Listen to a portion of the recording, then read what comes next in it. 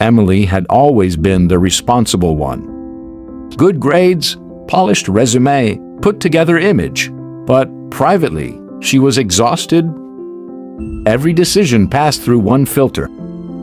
Is this impressive enough? Will this make me look successful? Will people approve? When she scrolled online, she compared. When she entered rooms, she adjusted. When she failed, she judged herself harder than anyone else ever could. Then there was Marcus. Marcus didn't have the same career trajectory as his peers. He changed paths twice, took longer to find his direction, didn't fit the mold. For years, he felt behind, but at some point, he stopped trying to match everyone else's timeline. He started asking, what actually fits me? What do I value? What kind of life feels honest? Emily chased approval. Marcus pursued alignment. One was admired, one was at peace. And that's the difference self-acceptance makes. It doesn't make you perfect, it makes you grounded. Self-acceptance is not self-satisfaction. It is not saying, I don't need to grow. It is saying, I can grow without hating myself. Psychologist Carl Rogers emphasized the idea of unconditional positive regard, the belief that growth happens best in an environment of acceptance, not shame.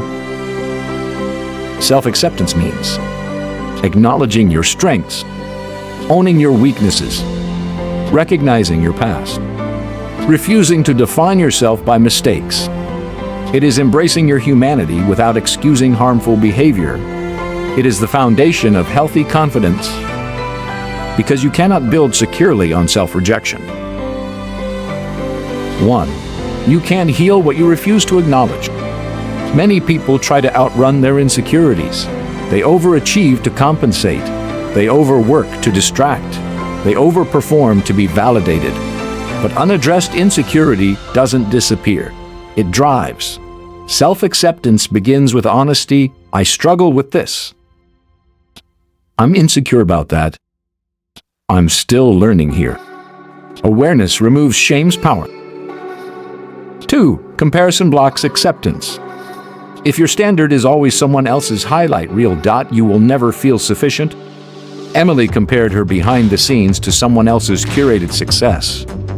Marcus compared his chapter 3 to someone else's chapter 10. Self-acceptance narrows the focus. You measure progress against who you were, not who someone else is.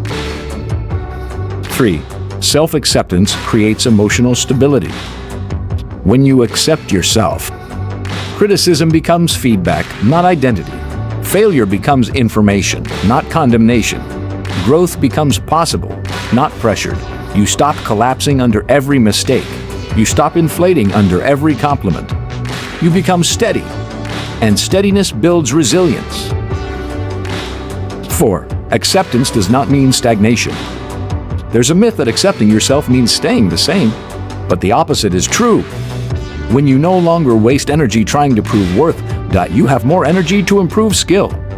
Growth built on insecurity is exhausting. Growth built on acceptance is sustainable. You improve because you value yourself, not because you despise yourself. 5. Self-acceptance reduces performance pressure. If your worth depends on outcomes, every risk feels threatening. But when your worth is secure, you can experiment. You can try, you can fail, you can pivot. Because you understand. Your value is constant. Even when your performance fluctuates, that mindset unlocks courage. Let's make this real. Example 1, career. You apply for a role and don't get it. Instead of saying, I'm not good enough, you say, that wasn't the right fit. What can I improve? The narrative changes from identity to development. Example 2, body image. Instead of constantly criticizing your appearance, you practice gratitude for functionality. You focus on strength, energy, health, improvement without self-hate. Example 3, past mistakes. Instead of replaying regret endlessly, you acknowledge it, you learn from it, You make amends if necessary. You move forward. Growth replaces guilt. Example 4. Personality differences. Instead of wishing you were louder, more extroverted, or more naturally charismatic, you refine who you are. If you're reflective, you sharpen depth. If you're energetic, you sharpen focus. If you're analytical, you sharpen clarity. You optimize your strengths instead of envying someone else's. Self-acceptance is not weakness. It is strength rooted in truth. So ask yourself, where am I fighting myself instead of understanding myself? Where am I trying to perform instead of align? This week, practice one act of self-acceptance. Acknowledge a strength without minimizing it. Admit a weakness without condemning yourself. Celebrate progress without comparing. Speak to yourself the way you would speak to a friend. You're allowed to grow, you're allowed to evolve, but you don't have to hate yourself along the way, because peace doesn't come from becoming someone else. It comes from accepting who you are, while becoming who you're meant to be.